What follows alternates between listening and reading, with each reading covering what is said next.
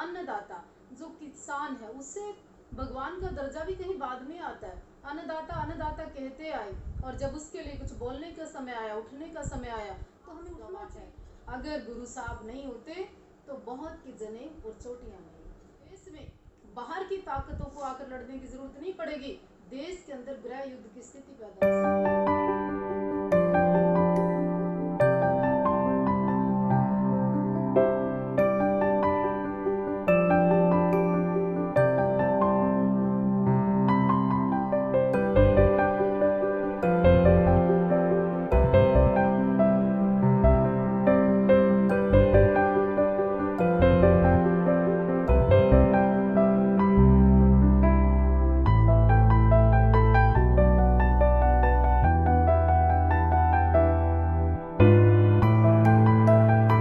ਅੱਜ ਅਸੀਂ ਤੁਹਾਨੂੰ ਮਿਲਾਉਣ ਜਾ ਰਹੇ ਹਾਂ ਦੇਵਾ ਜੀ ਧਾਮ ਕਰਨਾਲ ਦੇ ਮੁੱਖ ਸੇਵਾਦਾਰ ਭੈਣ ਦੇਵਾ ਠਾਕਰ ਜੀ ਨਾਲ।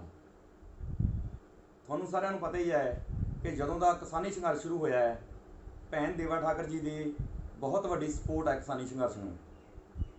ਇਹ ਜਿੱਥੇ ਪੂਰੇ ਕਿਸਾਨੀ ਸੰਘਰਸ਼ ਦੇ ਵਿੱਚ ਸ਼ਾਮਲ ਹੋ ਕੇ ਵੀ, ਸ਼ਮੂਲੀਅਤ ਕਰਕੇ ਵੀ ਆਪਣਾ ਸਹਿਯੋਗ ਦਿੰਦੇ ਰਹੇ ਆ, ਉੱਥੇ ਹੀ ਆਪਣੇ ਪੇਜ 'ਤੇ ਵੀ ਇਹ ਕਿਸਾਨਾਂ ਨੂੰ ਸਪੋਰਟ ਦੇਣ ਦੇ ਲੋਕਾਂ ਨੂੰ ਪ੍ਰੇਰਿਤ ਕਰਦੇ ਰਹੇ ਆ ਕਿ ਸੰਘਰਸ਼ ਨੂੰ ਵੱਧ ਤੋਂ ਵੱਧ ਸਪੋर्ट ਦਿੱਤੀ ਜਾਵੇ। आओ ਆਪਾਂ ਭੈਣ ਦੇਵਾ ਠਾਕਰ जी ਨਾਲ ਗੱਲਬਾत करते हैं।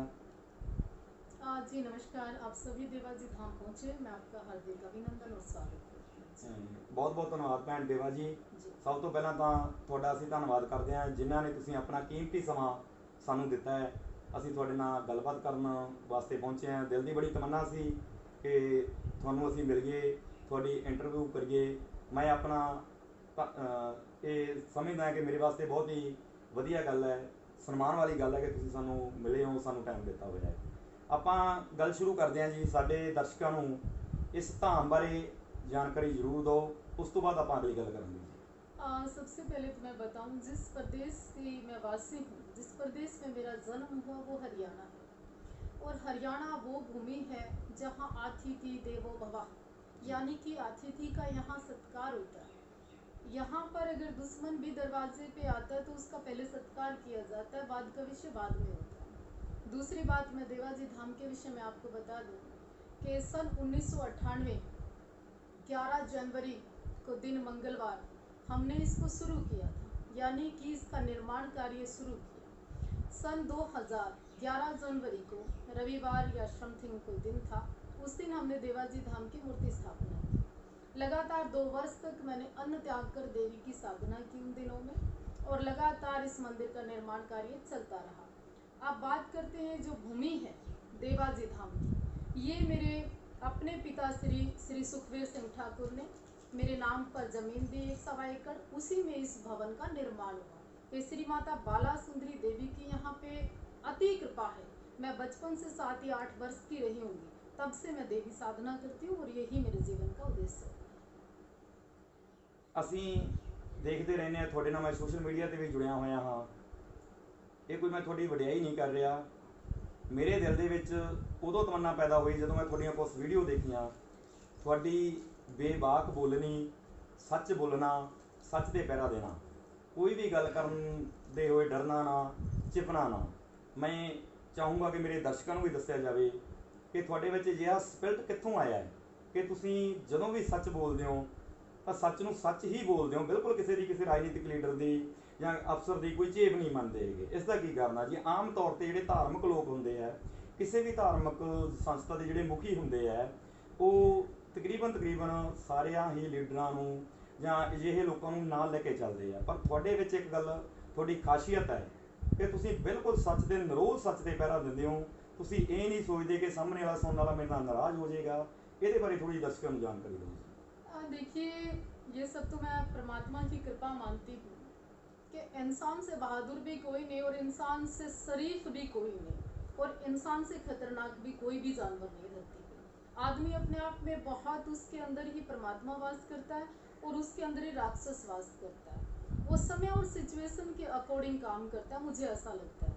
लेकिन मेरी जो कोशिश रही है बचपन से अभी तक, इसी वाणी की वजह से, इस सोच की वजह से, इस सच बोलने के पीछे मैंने हजारों दुश्मन भी पैदा किए।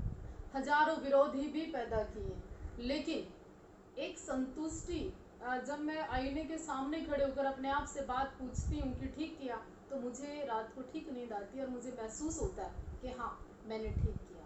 जन्म देने वाला और जन्म के बाद जो इंसान कर्म करता है और उसके बाद जो ये 5 तत्व का शरीर है, जब ये लीन होता है, तो उसी संतुष्टि के लिए मुझे लगता है आदमी को काम करना चाहिए।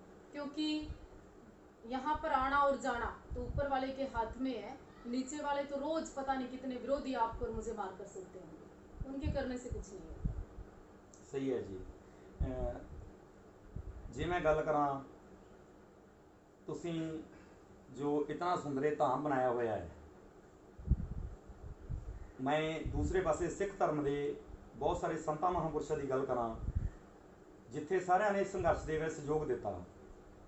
कुछ संत महापुरुष ਇਹ ਜਿਹੇ ਆ जिन्हां ने सहयोग नहीं भी दिता, पर ਤੁਹਾਨੂੰ ਕਿਵੇਂ ਲੱਗਾ कि ਤੁਹਾਨੂੰ किसानी संघर्ष ਦੇ ਵਿੱਚ ਵੱਧ ਚੜ ਕੇ सहयोग देना चाहिए है? ਜਦੋਂ कि मैं ਤੁਹਾਡੀਆਂ बहुत ਸਾਰੀਆਂ ਵੀਡੀਓ ਦੇਖੀਆਂ, कुछ लोगों ने ਤੁਹਾਨੂੰ ਮਾੜਾ भी किया कि ਤੁਹਾਨੂੰ सहयोग नहीं देना चाहिए। ਤੁਹਾਨੂੰ ਇਹ ਕਿਉਂ ਲੱਗਾ कि एक औरत होने के नाते भी मैनू सहयोग देना चाहिए और सहयोग तुसीं दिता भी?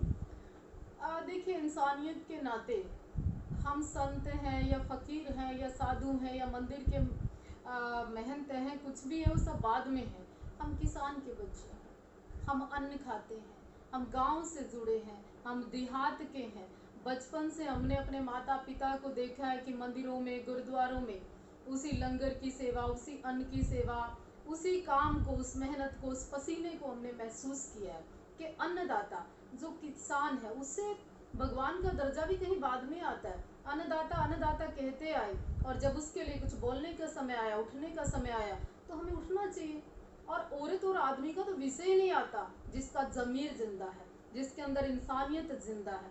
अगर जमीर की, जमीन की, नस्ल की, फसल की अब हम बात नहीं करेंगे तो हुकूमतें तो आती जाती रहती हैं, सरकारें तो आती जाती रहती हैं, तो इसका मतलब गुलाम में और आज़ाद में फ़र्क क्या हुआ? आज हम आज़ाद देश के नागरिक हैं, हमें पूरा अधिकार है अपनी बात कहने का, और मुझे लगता है मैं अपनी बात कहूँ। बहुत धन्यवाद जी, तुसीं जो स्टैंड लै रहे हो। मेरे नाल कुछ जथेबंदी के किसान वीर भी आए ने, जब उन्होंने पता लगा इत्थे गल हुई, करनाल पहुँच गए, तो मैनू कहते भी आपां भैन जी नूं जरूर मिल के जाना है, जरूर दर्शन करने हैं। किसानी संघर्ष चल रहा है जिहदे विच साडे बहुत सारे किसान वीर शहीद भी हुए ने, ਵੱਖ-ਵੱਖ पिंडां दे विच इस संघर्ष की भेट भी चढ़े ने। जे किसानी संघर्ष लम्मा चलता है, कि तुसीं इस तरह ही सपोर्ट करते रहोगे? देखिए, जब अच्छा समय हो, परिस्थिति अनुकूल हो, सब कुछ पक्ष में हो, तो बहुत सारे मित्र, बहुत सारे साथी, बहुत सारे लोग आ जाते हैं इस दुनिया में। लेकिन जब विपक्ष में हो परिस्थिति, कष्ट में हो समय, तब आदमी को साथ खड़े रहना चाहिए, तब आदमी का जमीर मजबूत होना चाहिए।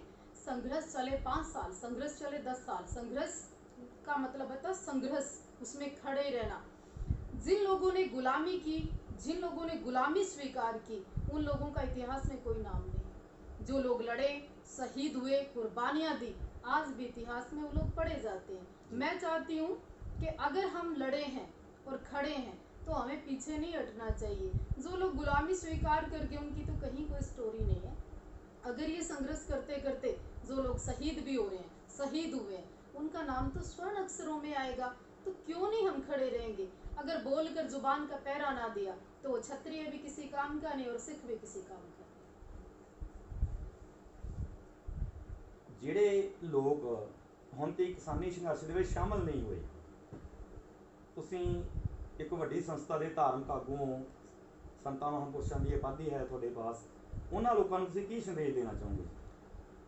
सिंह साहब, ये आंदोलन लोगों ने जाति के नाम पर, धर्म के नाम पर, क्षेत्र के नाम पर, समुदाय के नाम पर, कुछ लोगों ने इसको बिजनेस का भी रूप कर दिया, कुछ लोगों ने इसमें इनकम ढूंढना भी शुरू कर दिया। कुछ लोगों ने इन आंदोलन को, जो पवित्र आंदोलन है, जो परमात्मा चला रहा है, जो सच्चे बादशाह चला रहे हैं, उस आंदोलन को कहीं ना कहीं उसका राजनीतिकरण, उसका मैं कहूँगी कहीं ना कहीं उसके अंदर बदलाव लाने का जो प्रयास कर रहे हैं लोग, तोड़ने का जो प्रयास कर रहे हैं, उसी का कारण है कि कहीं ना कहीं नाव डगमगा रही है। मुझे लगता है कि आने वाली युवा पीढ़ी को, एक एक घर से हर आदमी को इस आंदोलन को, ये सारी चीजें छोड़ के सिख पंजाब से उठे और बॉर्डर पर पहुंचे, हरियाणा से जाट उठे बॉर्डर पर पहुंचे। ये बात भूलकर कि सरकारें तो चाहती ये थी कि लोग धर्म में बंटकर टूट जाएं, लोग जाति में बंटकर टूट जाएं, लोग खालिस्तानी कहा, पाकिस्तानी कहा, आपको आतंकवादी कहा, आपको देश तोड़ने की ताकतें कहा, फंडिंग वाले लोग कहा, वहाँ बादाम खाने वाले लोग कहा, पिज्जा खाने वाले लोग कहा। जब उस सर्दी में, उस ऐसी सिचुएशन में लोग डटे रहे, वो लोग डटे रहे, वो महिलाएं डटी रही जिनकी बड़ी बड़ी बिल्डिंग, बड़ी बड़ी कोठियां, विदेशों से आके लोग 2-2 महीने मेहनत करके गए। जब इस आंदोलन में लोग लगे रहे, अब तो ये आंदोलन एक ठीक सिचुएशन में था, अब लोगों को नहीं दौड़ना चाहिए, डटे रहना चाहिए। हरियाणा ਦੇ ਵਿੱਚ ਬੀਜੇਪੀ ਦੀ ਸਰਕਾਰ ਹੈ ਜੀ, ਸੈਂਟਰ ਦੇ ਵਿੱਚ ਬੀਜੇਪੀ ਦੀ ਮੋਦੀ ਸਰਕਾਰ ਹੈ। ਜੇ ਮੈਂ ਚਾਹੂੰ ਕਿ ਇੱਕ ਧਾਰਮਿਕ ਗੁਰੂ ਹੋਣ ਦੇ ਨਾਤੇ ਆਪ ਜੀ ਨੂੰ ਇਹਨਾਂ ਦੋਹਾਂ ਸਰਕਾਰਾਂ ਨੂੰ ਅਪੀਲ ਕਰਨੀ ਚਾਹੀਦੀ ਹੈ, ਇਹਦੇ ਬਾਰੇ ਤੁਸੀਂ ਕੀ ਕਹਿਣਾ ਚਾਹੋਗੇ ਜੀ?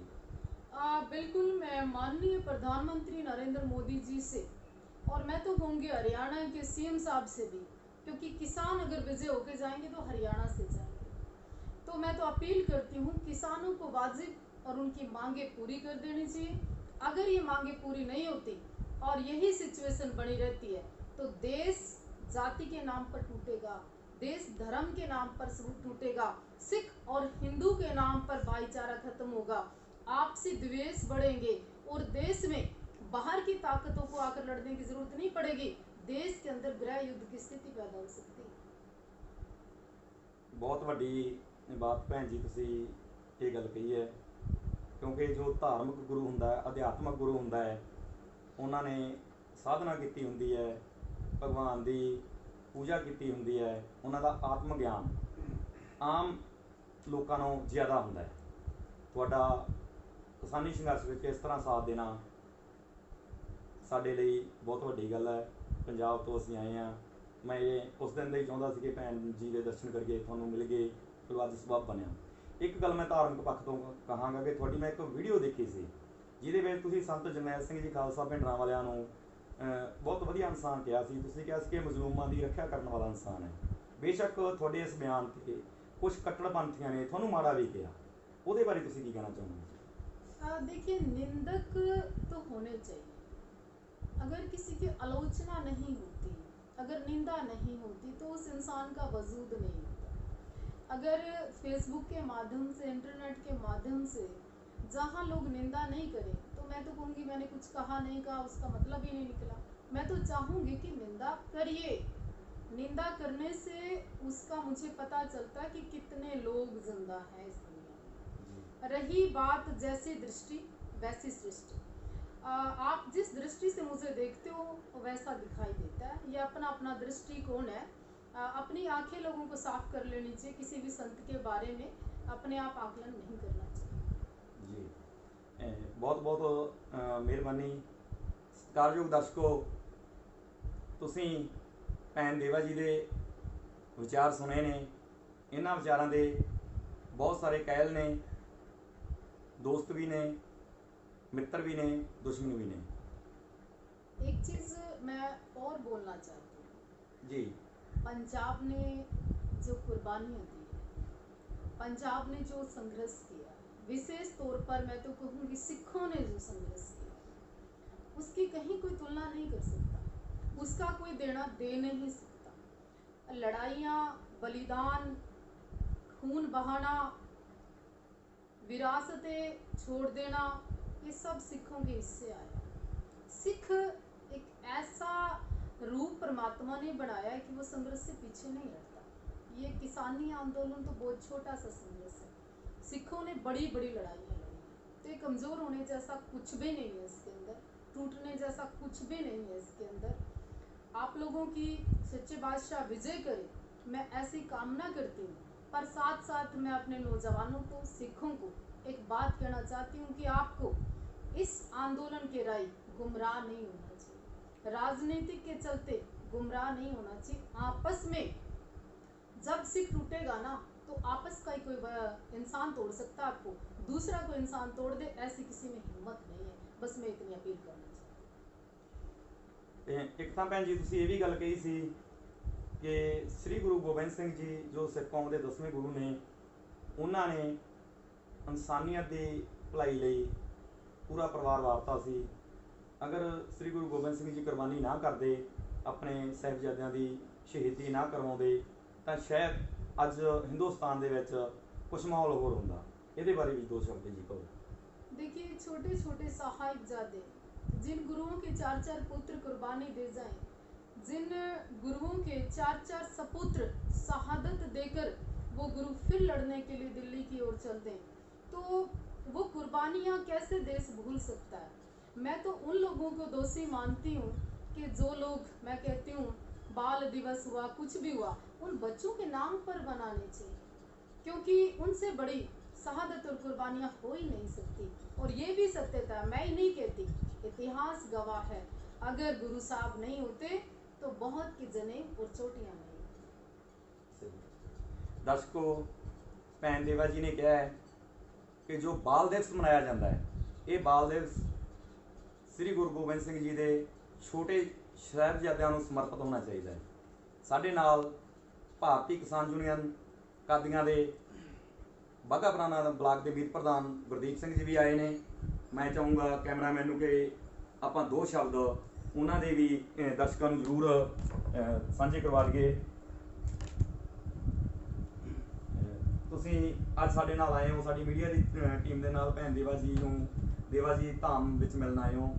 ਕਿਸਾਨ ਆਗੂਆਂ, ਤੁਹਾਡਾ 30-35 ਸਾਲ ਤੋਂ ਤੁਸੀਂ ਵੱਖ-ਵੱਖ ਸੰਘਰਸ਼ਾਂ ਦੇ ਵਿੱਚ ਵੱਡੇ ਪੱਧਰ 'ਤੇ ਸਹਿਯੋਗ ਦਿੱਤਾ ਹੈ। ਤੁਸੀਂ ਅੱਜ ਆਪਣੇ ਅੱਖੀਂ ਦੇਖਿਆ ਹੈ, ਆਪਣੇ ਕੰਨੀ ਸੁਣਿਆ ਹੈ ਕਿ ਭੈਣ ਜੀ ਦਾ ਜੋ ਸਹਿਯੋਗ ਹੈ ਕਿਸਾਨੀ ਸੰਘਰਸ਼ ਲਈ, ਇਹਦੇ ਬਾਰੇ ਤੁਸੀਂ ਕੀ ਕਹਿਣਾ ਚਾਹੋਗੇ? ਪਹਿਲਾਂ ਤਾਂ ਮੈਂ ਸਾਰੇ ਸੱਜਣਾਂ, ਸਹਿਯੋਗੀ ਸੱਜਣਾਂ ਤੇ ਭੈਣ ਜੀ ਨੂੰ ਫਤਿਹ ਅਰਜ਼ ਕਰਦਾ। ਵਾਹਿਗੁਰੂ ਜੀ ਕਾ ਖਾਲਸਾ, ਵਾਹਿਗੁਰੂ ਜੀ ਕੀ ਫਤਿਹ। ਮੈਂ ਭੈਣ ਜੀ ਬਾਰੇ ਬੇਨਤੀ ਕਰਨੀ ਚਾਹੁੰਦਾ ਸਾਰੇ ਸੱਜਣਾਂ ਨੂੰ, ਜਿਸ ਤਰ੍ਹਾਂ ਧੜਕ ਹੋ ਕੇ ਬੋਲ ਰਹੇ ਹੈ, ਸਾਰੇ ਭਾਈ ਇਸ ਤਰ੍ਹਾਂ ਹੀ ਅਪਣਾ ਲਓ। ਆਪਾਂ ਸੰਘਰਸ਼ ਬਿਲਕੁਲ ਜਿੱਤ ਕੇ ਜਾਵਾਂਗੇ, ਐਸੀ ਕੋਈ ਗੱਲ ਨਹੀਂ। ਇੱਕ ਭੈਣ ਜੀ ਹਰਿਆਣੇ ਦੇ ਹੁੰਦੇ ਹੋਏ ਵੀ, ਖੱਟਰ ਦੀ ਸਰਕਾਰ ਦੇ ਹੁੰਦੇ ਹੋਏ ਵੀ ਕਿਸੇ ਦੀ ਝਿਜਕ ਨਹੀਂ ਮੰਨ ਰਹੇ।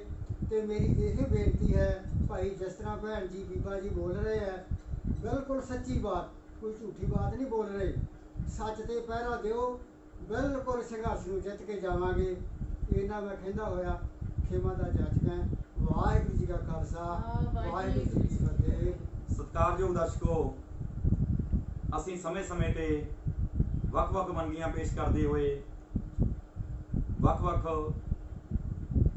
ਮਹਾਂਪੁਰਸ਼ਾਂ ਦੇ ਨਾਲ ਜਾਂ ਵੱਖ-ਵੱਖ ਸ਼ਖਸੀਅਤਾਂ ਦੇ ਨਾਲ ਤੁਹਾਨੂੰ ਰੂਬਰੂ ਕਰਵਾਉਂਦੇ ਰਹਿੰਦੇ ਹਾਂ। ਅੱਜ ਦੀ ਇਹ ਵੀਡੀਓ ਕਿਸਾਨੀ ਸੰਘਰਸ਼ ਨੂੰ ਸਮਰਪਿਤ ਭੈਣ ਦੇਵਾ ਜੀ ਉਹਨਾਂ ਨੂੰ ਵੱਲੋਂ ਹੈ। ਅਗਰ ਆਪ ਜੀ ਨੂੰ ਇਹ ਵੀਡੀਓ ਚੰਗੀ ਲੱਗੇ, ਇਸ ਨੂੰ ਲਾਈਕ ਔਰ ਸ਼ੇਅਰ ਜ਼ਰੂਰ ਕਰਿਓ, ਸਾਡੇ ਚੈਨਲ ਨੂੰ ਸਬਸਕ੍ਰਾਈਬ ਜ਼ਰੂਰ ਕਰਿਓ। ਵਾਹਿਗੁਰੂ ਜੀ ਕਾ ਖਾਲਸਾ, ਵਾਹਿਗੁਰੂ ਜੀ ਕੀ ਫਤਿਹ।